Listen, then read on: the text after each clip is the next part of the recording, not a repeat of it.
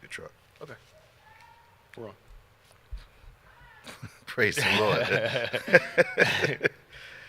Welcome to On Point, the #1 Saturday morning Christian-based call-in talk show in America, live every Saturday morning from 9 a.m. to 10 a.m. Eastern Standard Time on any smart device at David G. Evans, the #1. We're so honored you take the time to join us today as we're going to discuss those things which are close to your heart, but always from a biblical perspective, whether it be local, international, regional. We want to have a conversation with you today that will help you from the biblical perspective understand the things that are going on around you. As we often say, the Bible talks about the sons of Issachar who not only understood the times they were in, but the Bible lets us know they knew exactly what to do. And the way they knew what to do is because they had studied the wisdom books of the Bible, which are still available to us. And since the truth endures through generations, and wisdom is truth being manifest, or truth being realized by those who have knowledge, since that is what the Bible does for us, we're able to understand the times we're in and to know exactly what to do. Many of you are going through right now regarding the recent election, and you wonder what the Word of God has to say about that. I would encourage you to check out a message that we did pertaining to that, called November 5th on YouTube, and you will get a biblical understanding of what happened, and more so the state of our nation, and why the election reflects not just who the candidates are, but reflects who we are as a nation. It's right there in your Bible, been there the whole time, 1 Samuel, you'll see it. It's called November 5th. So on YouTube, you want to check it out. It's only 28 minutes long, so it won't take up much of your time. As usual, Pastor Nick, it's been an incredible week. Our world-famous co-host, Pastor Nick Smith, is here, of course, and we're in it feels like we're in somewhat of a whirlwind. Yeah. We can't avoid the fact that Russian state TV decided that this was the right time to put nude photos of the wife of Donald Trump online. I didn't hear about that. Well, yeah. And the commentators were actually smiling about it as they were showing it. Now, we understand that in Russia, it's called Russian state TV.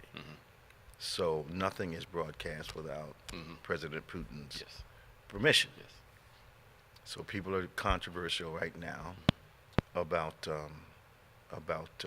why the timing of it, why Russian state TV would do something now. Yeah. And the photographs are telling, and they're definitely her. And they show her in a variety of compromising positions with other women, nude, front, back, the whole 9 yards. And the commentators are actually grinning while they're showing these pictures. Okay. Had a conversation yesterday with a couple guys, and they were wondering exactly why now. And I said, you really don't understand this? This is leverage over him. Number one, she's expendable. And they realize that, that situation is over. But she's expendable. But that is to warn him that there's something else that we have. Okay. That's what I think. Okay. But maybe our callers saw some of it, maybe they didn't. 866-743-8267, 866-743-8267, 866-74 Evans. Give us a call. We love to talk to you here on Point, the #1 Saturday morning Christian-based call and talk show in America. So obviously it's a power move. Because if they were boys, why would you do this to your boy? Right. All right. So Putin is exercising his, if you will, lordship over him, and evidently he didn't do something he was supposed to do. Because why would you do this to? You're making an ally out of this guy. Yeah. But he's got to have something else. Because why dangle her? Yeah. I'm doing this to her. Yeah. She's close to you. What else? What other conclusion is there? Especially to see if he'll pull the support from Ukraine away. Well, for their war. Because I know Democrats are saying before Biden's out, they're going to do more to help you do, the Ukraine fight, so Russia can't expand. But now I'm not a conspiracy theorist. Yeah. But I Sure do, you are. to a certain degree, yes. Okay. But I do love James Bond movies. Yes, me too. And the whole Spectre piece about them setting up events in the world to bring certain outcomes. I would not be surprised if some of these wars, some of the things you just talked about, all these things are all things that have been set up. Manage results. Yeah. People are expendable. Yes. To help manage results. shift Nothing's this stuff. more important than the money and the power. Nothing Yeah. is more important. We see that from the fact that we refuse to protect our children in school from gun violence. The money trumps the care. Yep. That's true. That's amazing to me. It is. And you and I watched as there was a progression. And I, like I always say, I thought that the shooting in Connecticut was going to do it. Yep. When that didn't do it, Nope. then I thought maybe when they started shooting politicians, Yeah. all right, that's going to do it. Yeah. 2 Congress people within like a year or 2. Yep. Yeah. Didn't, not even close to resolve Nope. the issue. Tried to assassinate Trump and nothing still. Yeah, so you wonder. Yeah. It makes you wonder are we that heartless as a nation where we're not even that concerned about our kids? Yes. To me, we're a country of platitudes. That's all we really Well, are. yeah. So we'll put signs up. Yellow ribbons round up, oak trees. all that stuff. Yeah. Don't kneel during the anthem. Yeah, But you won't go volunteer at the local It's crazy. vet's place. It's crazy. You're offended because somebody protests, but you're not offended by your own behavior. It's funny we're talking about this. So, in life, so God gives me my Easter message Okay. 3 days ago. Nice. Good. 3 days ago. It's a first. Now the problem for that is, if I got this much time, it's got to be like almost epic. Epic. Yeah. Right. I got to work on a sentence a day. Right. Trying to craft this thing. What I've noticed is that, like today in biblical time, there were certain conditions that we were uncomfortable with. But if we push them off to the side, we're okay with the conditions staying the same, as long as we can kind of ignore it and it not make us uncomfortable. Right. So the Pool of Bethesda is one of those places where it was okay to drop off your person, leave them there, and really don't worry about them ever again. So the condition was accepted by society. And to make people comfortable, we're going to put them in this place. Jesus comes down and refuses to be comfortable. Just refuses to be comfortable. Over and over again. Mental illness in the graveyard. He refuses to be comfortable. Right. He's confronting the things that society accepts. Yes. And we marginalize them, put value on them, put them over here, and then keep moving. Yeah. And to me, that is the indictment against the conservative Christian movement in politics. Is that we're okay with putting these people that Jesus cares about on the side, say whatever you want to say about them, but then call it Christ-like to act this way, but marginalize these people who Jesus spent most of his time with. You know what was really weird, though? Yeah. I agree with you 100%. The agricultural, the swine herders Yes. were fine with the insanity Yes. until it impacted their money. Yep. Then when it hit the pigs, then it's like, Wait a minute. we got a problem. and that's the challenge that I have with American Christianity. Sure. In its totality, not individual stuff, Sure. but like what we're seeing is the rottenness of it. And you know what? Something that Swaggart said to me, not to me, that I heard him say. Yeah. And I think it's something I dislike immensely when we allow ourselves to be labeled by other people. Yes. This whole black church thing, and we have adopted that in our lingo, the black church, the black church, the black church. Well, one of my offenses with Swaggart was this: you're going to call us the black church. Well, the only reason there is a black church is because a couple people in Philadelphia got kicked out of the church. And when they got kicked out, they said, okay, we're going to form our own church. Yes. That's how the black church got it. Yeah. You know, Christians, conservative Christians, kicked two guys out of their worship service. And they said, we got to go. So what did they do? Yeah. They formed the African Methodist Episcopal Yes. Church. Yes. There'd be no need for a black church if there was real unity. Because you didn't want us there. Yes. There's a church local to us. And I remember almost like one of the churches that we went to in Indiana. Yes. And as kids, we used to go there for Sunday school sometime. Okay. We were downstairs in Sunday school while they were doing up there. Okay. Kept all the kids of color At that time, separate yeah. from the other kids. But it was looked at as a good thing. But there was no integration. Nope. There was no unity. And the story you talk about the church but it's we want to teach you about Jesus. It's a slave Christianity. Absolutely. We'll teach you about Jesus, Absolutely. but we don't want us to be together. Absolutely. I saw a guy on TV on a video I was watching, and he was talking about plantation churches, and he was likening Swaggart's church to a plantation church. I find that, and I had some friends in quotes before this whole Trump era started, who really built this fame of their ministries and their finances on the backs of minority ministries. People like Mike Murdoch and Paula White and all of that. Suddenly when the politics changed, they changed drastically. Yes. Okay. And you realized, and I understand the dynamic of everybody wants to be accepted by their own people on some level. So they saw a chance to be accepted because they're Pentecostals by the conservative evangelicals, and didn't realize until that they just needed their bodies and their voices. They didn't want them. Yep. So it's and I get wanting to be accepted by your own people, but at the same time,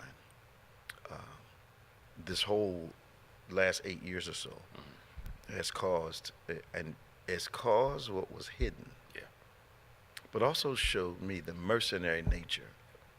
That I feel like God has placed me with these people, so let me see exactly what I can get from them. But then when the chance to make a choice. But I've been saying for years, I know you're my friend if we get in trouble and you stand up against your own people on my behalf. And when that happens, that's when we prove whether we're friends. So if you're a white guy and black guy, a bunch of black guys come in a costume, we call ourselves friends, You want to come. you're going to find out if we're really friends, if I come to your rescue, and vice versa. Stress reveals the depth of relationship. Yes. Okay. Yes. And I know some black pastors who were in that Christian conservative movement, that reform group. And then when the politics and stuff started to really come out, they were disillusioned because they thought, oh, we were together, we're united, and then now they're almost becoming a little, in a good way, Stokely Carmichael type, because they're hurt. Yeah, they're hurt. My thing is like this: you actually saw it before, but you thought that all the other stuff was going to overcome. You know what overcame that for them? A level of acceptance. Acceptance, yes. Yep. So they were accepted until they found out they weren't different. Yep. That is so true. Yep. And now it's like I see it happening to all you guys. Yeah. So now you got guys like Byron Donaldson that are standing there with a cup in their hand. They don't want anything to do with you. Right. Yep. I remember the guy that ran for president a couple of years ago. He went out there and supported for President-elect Trump. And the guy went out there, was sitting among a couple of people, caught COVID and died. Herman, yeah. Cain. Yeah, Herman Cain, yeah. Caught COVID and died. Yeah. All Trump said about him was, oh, he's a good guy. He's a good guy. That was it. Yep. I think that time when Trump said, oh, there's my black over there, he said the quiet part out loud. And that's what a lot of them you saw was, well, I got this, like That proves I'm all right. Bodie. That's that him. All y'all black people follow him because him, the only one, is the one that knows the truth, and all the rest of y'all wrong. Yeah. And I detest that. Well, it's happening a lot, right? You know, the modern version of that is, you know, no other administration ever sent me a $600 check. Yeah. Or, you know, we get shot at, so I see something admirable in a man that gets shot. Yeah. I'm like, okay, so you want your kids to admire an individual because they've been shot at? Right, I know. And then you're stupid enough to say it out of your own mouth? Yeah. Growing up in poverty is not the flex that people think it is. No, it isn't. But it's not a badge of a great honor like I grew up poor, struggling. That I want to perpetuate that through generations. No, that's not. Come on. And to make that, like you got rich kids talking about they grew up in the hood. Like Michael Irvin's son. He came. Right. Michael Irvin's son's a rapper, the wide receiver for the Cowboys. Okay. Boom. And he's talking about how hard his life was, blah, blah, blah. And Michael Irvin was like on an interview like, bro, you grew up in a gated community. What are you talking about? How hard his life was. But he's trying to get some street cred? Getting some street cred. But those things, to me, if you reduce the black experience to poverty, violence, what are you labeling us as a whole? Michael Irvin's son. Michael Irvin's son. And Michael Irvin called him out publicly. Like, you rapping stuff that you didn't live. Because they feel like it's...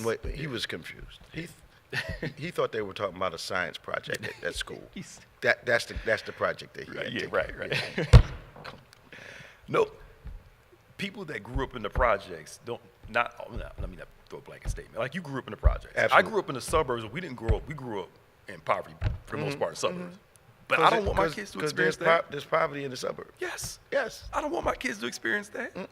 I had government raised. And that's not admirable to me. No. I mean, there's a quality in there Yeah.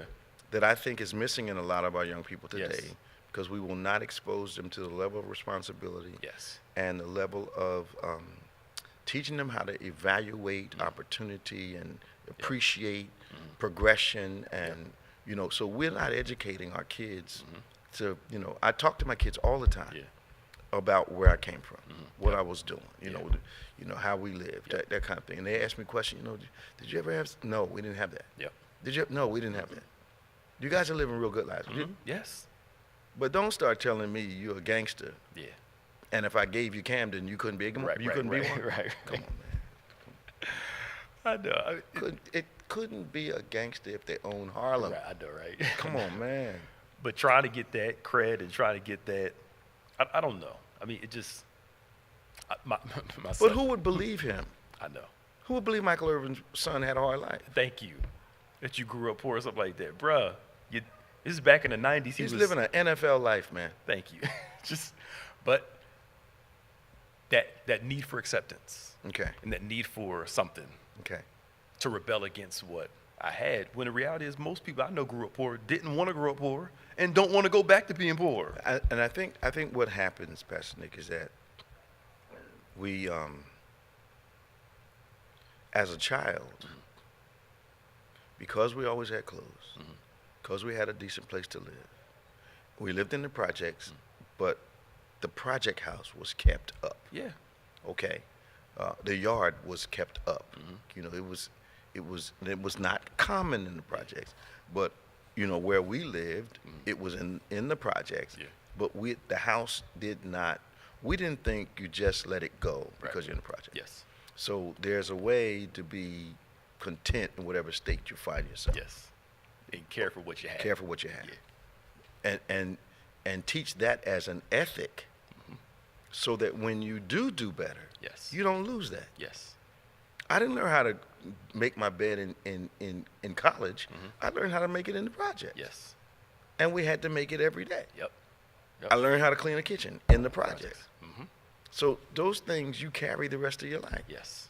But our kids don't even know how to make a sandwich. I know. Come on, man. Man, I was cooking at 11 years old, boy. What you talking about? Mine. We're making them learn to cook now. Yeah. My son forgot something. We went away somewhere. I said, it's coming out of your money. That's right. You know that now. That's right. You can work it back, but you're paying for this. Absolutely. He's like, I am? Yes, sir. I'll never forget it again. I'm sure you won't. Because, I mean, you're right. these kids think they can just do anything with whatever because they're not paying for it. we're the safety net. Yes. Safety net's getting slowly. We don't help them taking consequences away. Yes. And what's that? How does God treat us? He chastises us, but it's with grace. Yes. Yep. I'm doing this because I love you. Because I want you to be able to, especially raising, the hard part is this, and this happened with Trayvon Martin. Okay. Is realizing that at this time in life, we have to still have to talk with our kids. Absolutely. What happens when you get pulled over by a police officer? What happens when You better you're have being a followed by conversation. somebody? And the thing that disturbed me was the fact that I have to have, this is way back then. So now my thought is we're raising young black men, young black women. And I hate to break it to y'all, we have to grow up faster than other nationalities. Absolutely. As it relates to knowledge of what to do. Absolutely. Anytime a young boy can have a water gun in Ohio and a police officer thinks he's a grown man with a gun and shoots him, what's his name? Happened a couple years ago. You know what I'm talking about. We got to prepare them and get out of this bubble of. Well, here it is. I remember my daughter had convinced herself there was no difference. And I had to sit her down like, you're out of your mind. Yeah. You are the most polarizing person in Yes. the room when you walk in. Yep. Distinguishable the minute you walk into a room. Yep. But that they got this whole we are the world, we all the same. Yeah. We're not. This is showing us again now. Yeah, man. Y'all seeing it now. Yeah. That Some folk are getting ready to find out what it's like to be a minority in America. yes. Yep. And not gonna all be people of color. Okay. Like I was at the barbershop, this guy was like, "Ooh, I really do like Trump's overtime plan." Overtime. Of the whole thing about not taxing overtime. And I was. Did you wait? I'm like, bruh, they're gonna make it so, and they just did it in Texas, where they're gonna make it so if you're a salaried employee, they can work you as many hours they want to. Biden put in this thing where if you make less than a certain amount, if you work over 40 hours, even if you're salaried, they have to pay you overtime. They don't. The corporations don't want that. The judge is taking all that stuff away, and now they can work you as long as they want to. And then And the not other pay you piece, on it, they talking about, I like this overtime thing. There won't be any overtime. So they're going to take it away. It's going to be a part of your regular work schedule. But they got you celebrating. Oh, no tax on it, and then you stop reading. Yep. Go down a little more. That I got to give it to them. Yeah. Project 2025, and this is going to be a stream of consciousness that some people won't be able to follow. Reminds me of Voldemort in Yes. Harry Potter. Evil, Yeah. but absolutely brilliant. Yeah. That document is written in such a way that if you're not reading and you're not a person that questions what you read, Yeah. you just kind of just flow through it, you miss the hooks that are in there. And there are some definitive words in there. Like this whole public school education thing. Yep. They're going to move the money from the public school education. Now, watch how much sense this makes. Who goes to public schools? All right, that question is there. So, that answer is obvious. Yeah. We're going to move the money from the public schools to the private schools. Okay. So that means the talent's going to go to the private school. Yep. But how many people can afford to send their kids to the private school, which is why the public schools are so full? And then, okay, well, what's the purpose of that?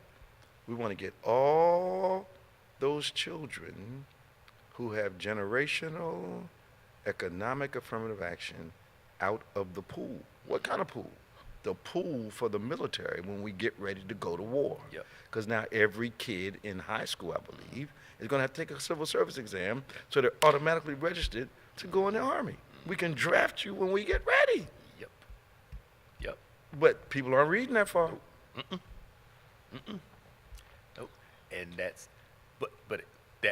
the thing that gets me is that y'all gonna get what y'all wanted. Especially those who didn't vote. I heard they start screaming already, though. Who? The people that voted for it. Oh yeah, they are. Yeah. I mean, here's. I don't know what else. I'm reluctant to criticize people, but if that is not a clown car that he's putting around him, I know. I don't know what is. Getz. Yes, as the Attorney General, right? And that lady,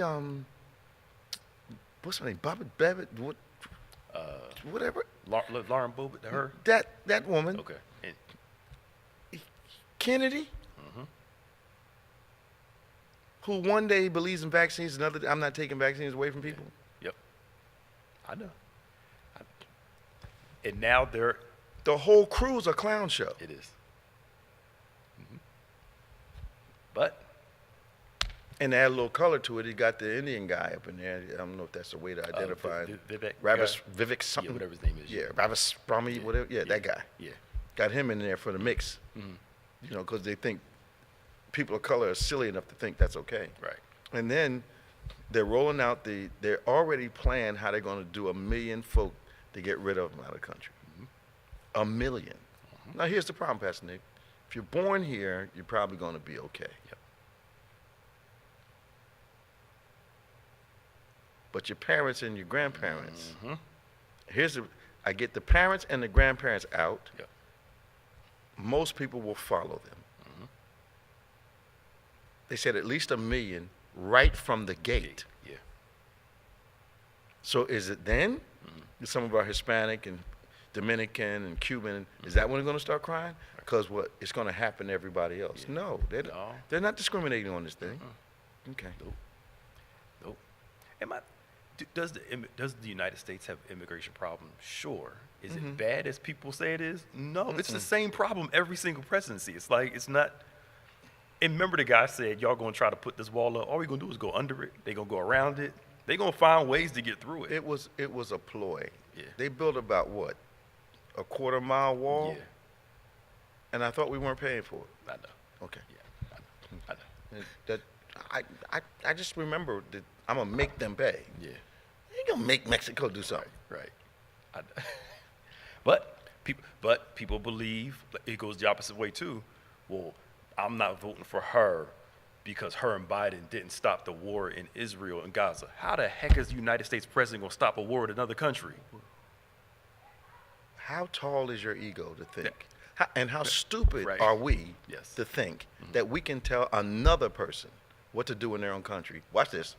When we won't let you tell us what to do in ours. Yes, exactly. And some of the people I know, somebody came and punched you twice in the face, you wouldn't just slap them back. You would go off on them. We're going, business will pick up, as Grandma used to say. Thank you. Yeah, business will pick up. But I don't know the arrogance that we have. Do we think we can dictate to another country what they have to do? Yep. At the end of the day, we can say to them. Yeah. But as we're seeing more and more, countries and leaders do what they want to do for their country. And, you know, we usually don't have any sensitivity as a country until, I used to say it lands in our front yard. No, it's got to be in the living room somewhere before we say, oh, this is a bad thing. Yep. But we're about to see this immigration thing is gonna. There's a lot of people I didn't think. That has never been a good explanation for me. Yep. What you didn't think. Yep. Yeah. Yeah, because you're right. Not my family, because my family's good. We're talking about all those other. There you go. But what we're seeing too, and I've heard it. I'm sure you heard it before too. Is the infighting among Latin Americans. How the Mexicans don't like the Puerto Ricans, and Puerto Ricans don't like da da da da. But the reality is, the United States government people, they're not looking at you for you Mexican, Puerto Rican. They look at you Spanish, and we don't want you here. That's it. They don't care where you come from. That's it. It ain't English. Yeah, right. It ain't English. That's it's just it. Y'all fighting in turn. They're looking at you as a whole. But we had this among black people. For a long time, lighter complected black people considered themselves a different kind of black person. Yep. As a matter of fact, they were closer to white than people that were darker. Yep. Now, I lived through this era, where all of the black magazines had light-skinned people on them with long processed hair. Yep. That was considered black. Hair was considered good hair and bad hair. Yep. All right? So ethnic hair wasn't all beautiful then. So we within ourselves, we had this dichotomy. Families that were fair-skinned, a lot of them didn't want you getting involved with anybody that had darker skin, because darker skin was considered a problem in this society. So we had our own problems with division. Yes, absolutely. And then light-skinned folks started figuring out you still black. Yeah. Mm-hmm. All right, and then the trend changed. Lighter complected people started getting involved with the darkest people they could look, because that I want you to know I'm black. Yeah. So we've had this division. Yep. And then it took discrimination and all those other negatives for us to start saying, okay, we got this rainbow of colors within one section, but we're all in the same section. Yep. Yep. And now you have the same thing happen with Hispanics and same thing. You know, it's just the same thing among the LGBTQ group. The wars that they fight amongst each other. They do? Yeah. Some of them, you know, some gays are at war with transgenders and transgenders. Why? Difference. It's every group has their infighting, and politics knows how to needle them. Guess what? I bet you this stress is going to eliminate some of that mess. Oh yeah. Yep. Because you're about to be illegal everywhere. Yeah. Speaking of, yeah. I hope this isn't going too dark, but that whole thing about part of the campaign, they were genius for this, for saying that Democrats are pushing for transgender sex change amongst kids and stuff. When? Remember Yeah, I heard them talking about that? I heard that. Trump and them ran that spot in certain parts of the country, and but of course most of it was a lie. That they're going to make you pay for inmates that want to get trained, but people voted based off of those. Fear. The greatest governor Texas ever had was defeated because they planted a false fear. Watch this. In communities where blacks didn't live. Yeah. They're going to break in your house. They don't live within 10 miles of us. Right. And everybody knows that one of the ironies of minority communities is they don't go outside the communities to do crime. They do it inside the community, which is insane. Yeah. Like mostly because white people do their crimes within their communities. Like cognitive logical thinking is like a That's why they appeal to emotion. Yeah. Yep. I was talking to a Jewish friend of mine, and very logical person, totally confused by everything. And I said, the reason you're confused is because you're trying to be logical. This is not logical. Something emotional is satisfied in Americans by what's happening right now. Yep. So it's not going to make sense to think in people. Yeah. Like Kamala Harris's thing on housing. She was going to try to work something out to help people get houses, so-and-so. So the policy they ran on middle class and working class was great, but Trump tapped into the feeling of the working class. No policy at all. And they voted for him over the policy that was going to help them. Now you're going to be stuck out here. They're not giving you no money for no housing and the Department of Ed, all the Pell Grants. So Watch what happens. Now either you can afford college and you go, or you can't and you don't go. And there's no affirmative action. So, only the generationally wealthy will have the benefit of affirmative action. Yep. Generational wealth Legacy. has its own affirmative action. Yes. My granddad went to Harvard. Okay, that's good. Yep. We're going to let you in. Yale, it's good. Let you in. We don't have quite as much money, but my great-grandfather was so-and-so. Well, we got scholarship for you. Yeah. We got that money set aside for legacy. The generational affirmative action of wealth. Yep. Absolutely. Yep. It's going to be there. And everybody else is going to take out a whole lot of loans in order to go to college. And still don't have to get in where you're applying, because affirmative action is off the table. Now, what happens is when affirmative action, when you usually think of that, you think of females, but more so you think of blacks. But we're getting ready to see where a university or a business doesn't have to be concerned about, shall I take this non-colored individual or this colored individual? I can make it up about who I want to work with. Yep. Not who's the most qualified. Because you're right, affirmative action benefited white women more than people of color. Oh, yeah. And they about to find out. Yeah, Doc. Y'all was rising through the ranks, and now? It's like we said, we don't mind you having a position for Samuel chapter 8, but these are the 3 positions we want you to have. Yep. We need you back in the kitchen. We need you back doing what we need you to do.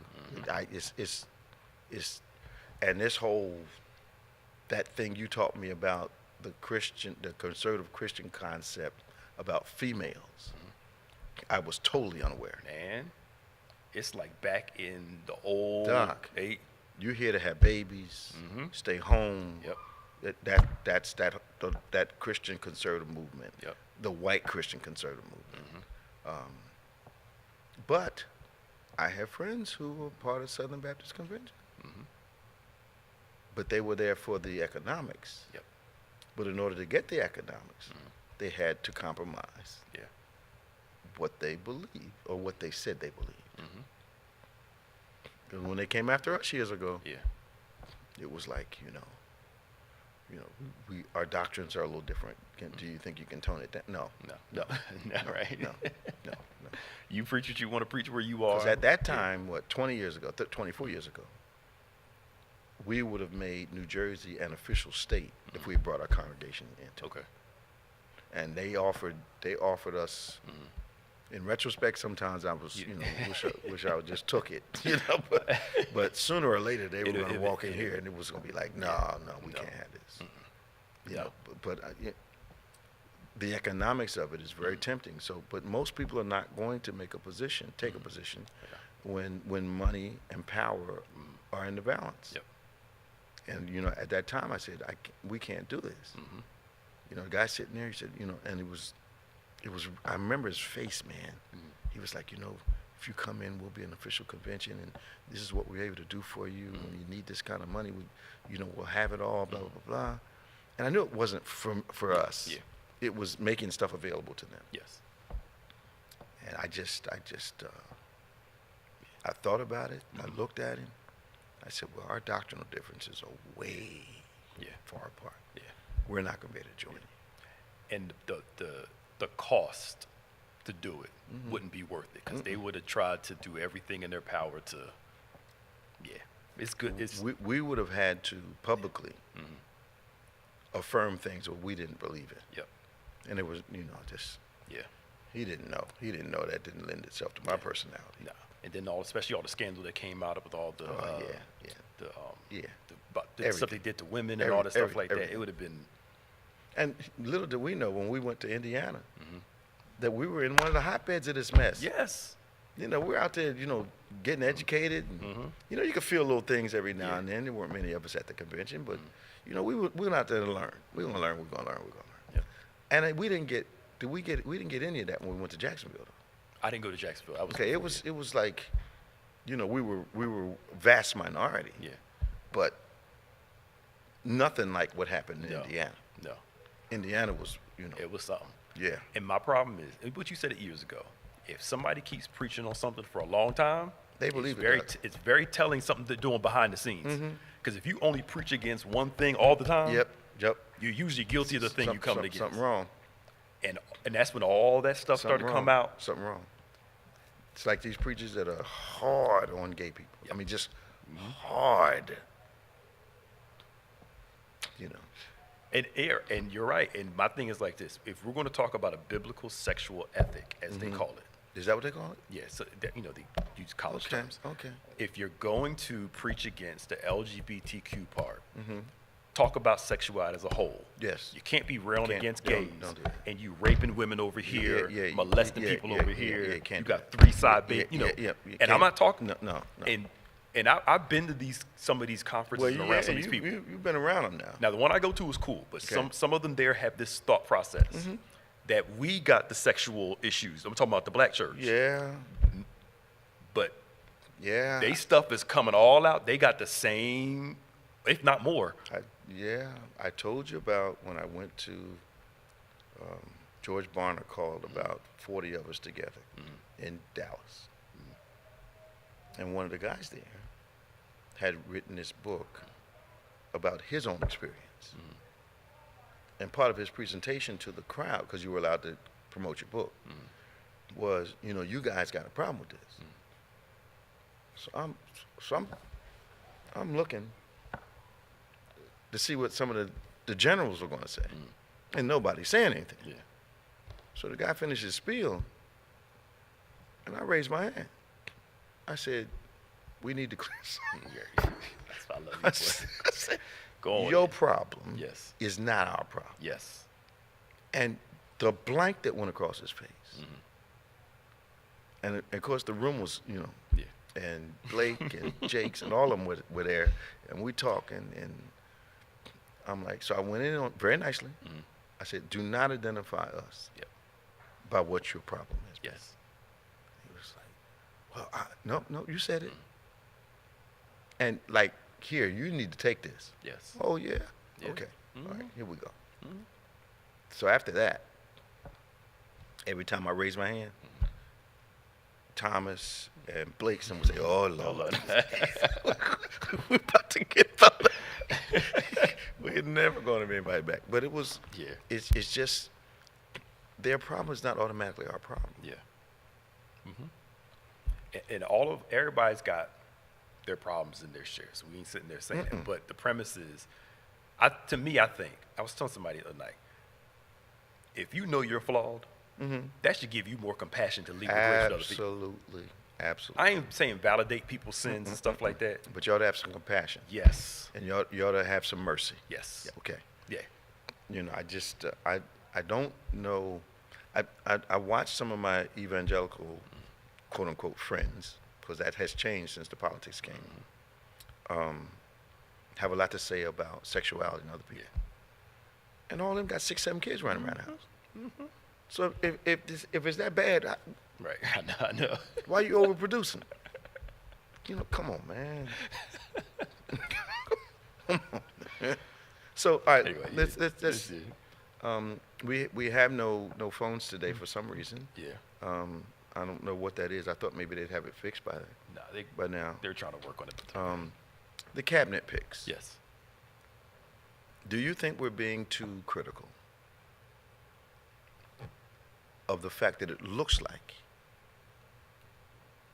President-elect is surrounding himself with all extremists, or were they chosen because he's guaranteed they'll do exactly what he says? I think a little of both. Okay. Yeah. People that'll fall in line. Okay. But also people that, like you said, the other side, that are his favorite picks. Okay. But my problem is, what kind of experience do you have? RFK Jr., does he have a doctorate? Does he have a degree in medicine? He's not sure what he believes now because he didn't like vaccines, but I'm not taking vaccines away from anybody if they need them. Right. Those sentences came out of his mouth. I know. Yeah. Okay. So we want measles and polio to make a resurgence? Well, where he was before, he got some kind of way that measles, I think, he eliminated whatever, and measles took over the island where he was. Yes, I just read about that, yeah. Why would you put that kind of guy? Right. Yeah. Plus, do you really want a guy whose voice is that creepy around you all the time? What? Right, I know. Here's my other thing. Trump is known to eat McDonald's a lot, right? Yeah. RFK is against sugar. He's against eating bread and all that stuff like that. But the president you have eats a lot of bad food. We're going to fix this and get it right. No. I know. It's about I know. complicit. I know. Problem for him is this. They're glad to be in the cabinet. Trust me when I tell you. They're going to do some stuff they shouldn't do. Yeah. And he's going to drop them like hot potatoes. Yeah. He'll say in a minute, I don't know anything about what they did. They didn't talk to me about this. Yeah. He's going to distance himself from the people that implement anything that brings some smoke. Yeah. And some of them are going to end up going to jail. That's true. Yeah. Because he doesn't care. All you got to do is look around him. Yeah. And some innumerable number of people have been indicted and gone to jail working for him. Yep. He's the only one still out. Yep. And if that Garland hadn't drug his feet for 2 years, Yeah. we wouldn't be having this conversation. True. I know. Something's... He's not political, but he was political. Yeah. Yeah. And now Jack Smith got to draw all his stuff back. And what about all the government workers that they're planning on laying off? That's the thing. Yeah. The Department of Education has what? Over 4,000 people work just for the Department of Education alone. 3 million people work for the government. Thank you. And most of them are minorities. Yeah. And females. We're going to eliminate all those positions, put people in there that are loyal to us. That's what he said. Yeah. That's what the Project 2025 says. Yes. We got to get rid of all these government workers. Yep. And going to do it for performance. So that means we can fabricate the performance stuff. Yes. And because there's no affirmative action, you can, and because we're eliminating this data collection stuff as it relates to discrimination, you can't sue. Yep. So you've been working on a government job for 20 years. Where are you going? Yep. 15 years. Where are you going? Okay. And the Department of Efficiency, which I still don't understand what it is. You put two Department people of in charge. Efficiency. Elon Musk and Vivek is going to be. So they can get rid of the government workers Yeah. and bring people in, like 1 Samuel chapter 8, just going to work for him. Their ears to his ground. Yep. Yeah. And Musk going to get all them contracts, and it's going to be. Well, I don't know. Now, I heard he embarrassed Musk. I didn't read the article. I think Elon's not going to be around long. Okay. You know why? Why? 2 things. He will not have someone around with greater celebrity than he does. And if Elon Musk woke up with Trump's money in the morning, they'd have to rush him to the ER. I know, that's true. That's true. They'd have to rush. Yeah. He'd need medicine. Yeah. That's true. And your boy's been talking against electric cars.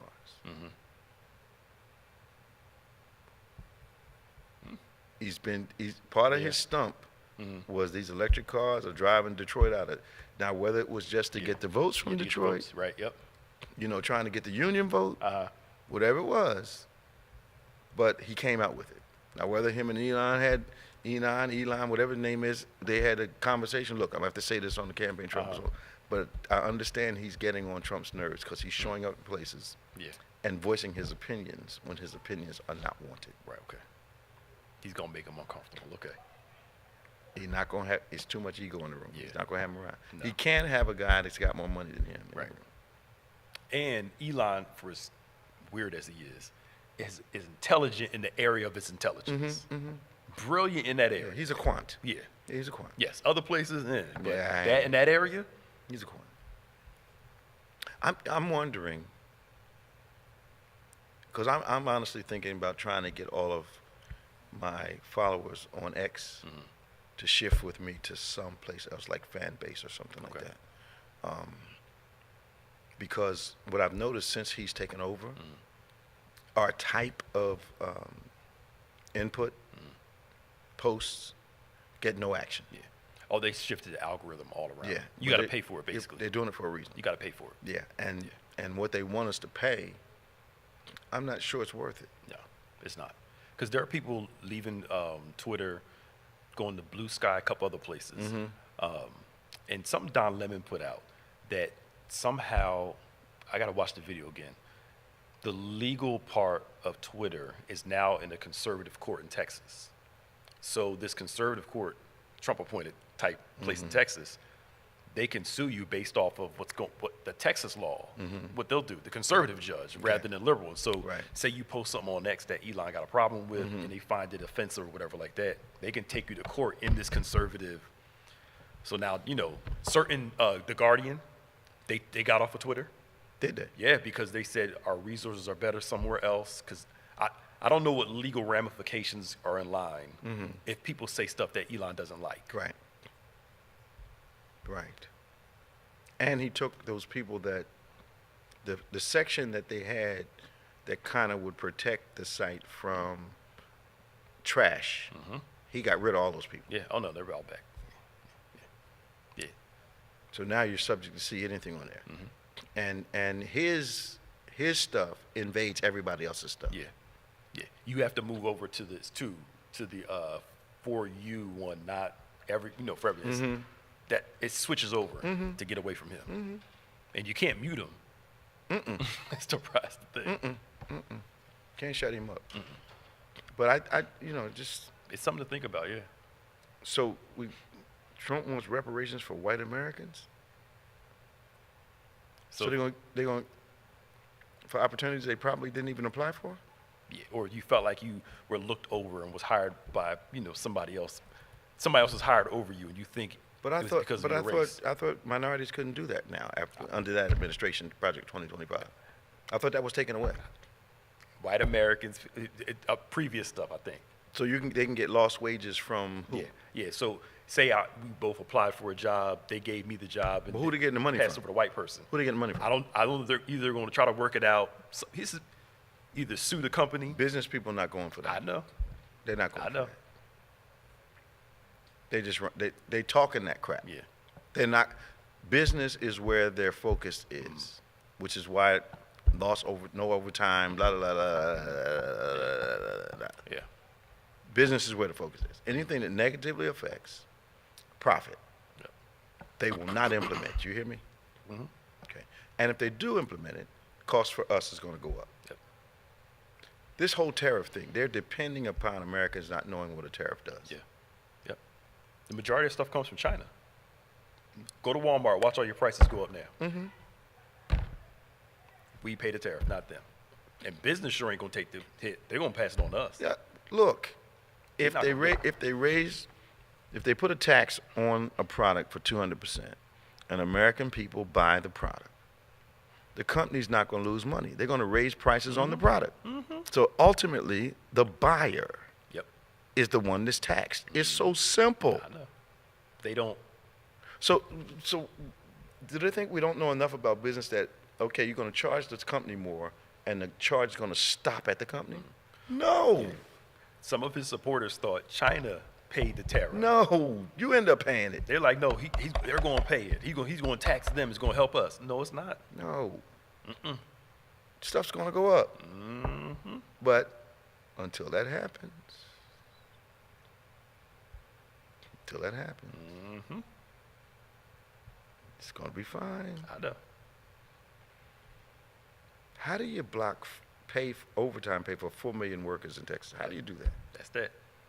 How do you do that? Yeah, because I think it was what? If you make less than $39,000 and if you work over 40 hours, they had to pay you overtime.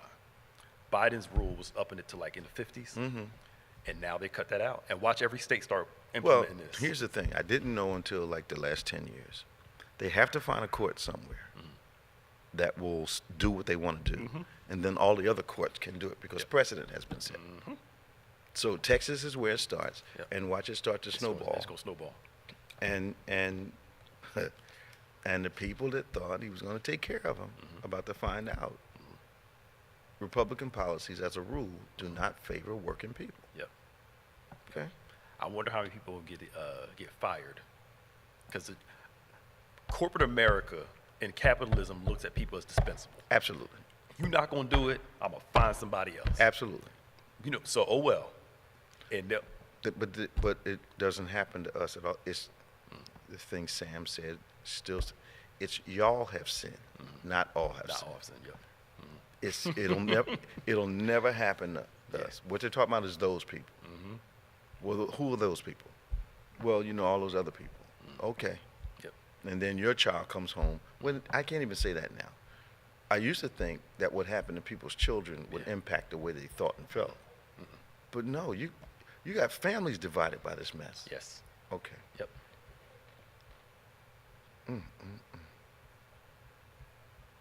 Now, California voters voted against a law to enforce prison labor. Yeah.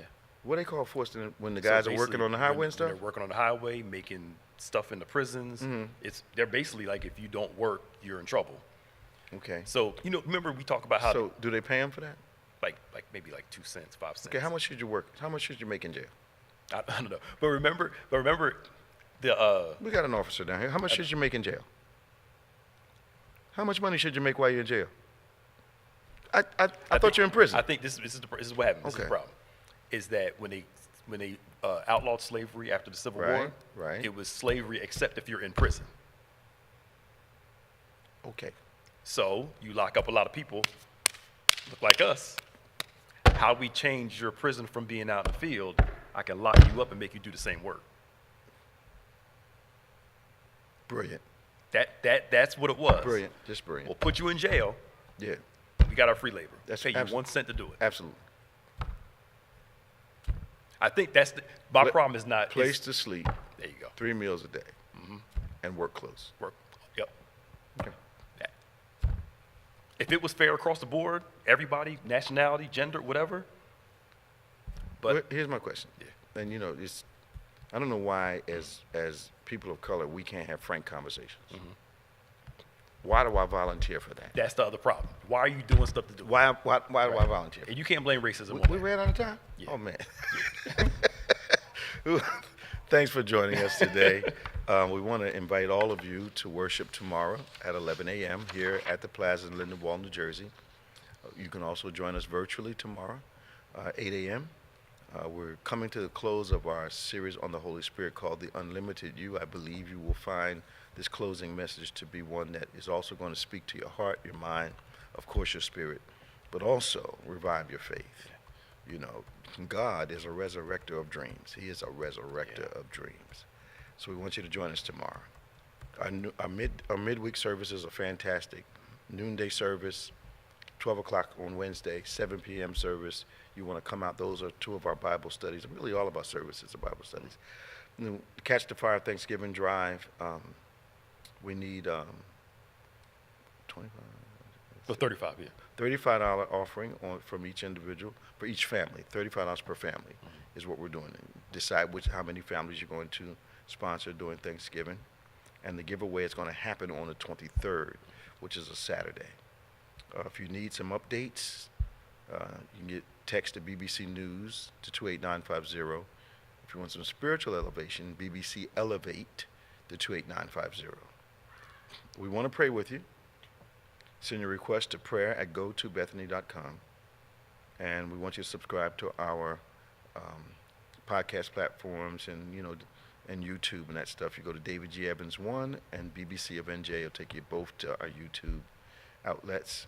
And our podcast is DGEMS, DGEMS, and On Point. For Pastor Nicholas Smith, I'm Bishop David G. Evans. Stay strong, stay safe, and remember, faith acts like a thing is so even when it's not so, that it might be so. God bless you, and we'll see you tomorrow. Bye-bye.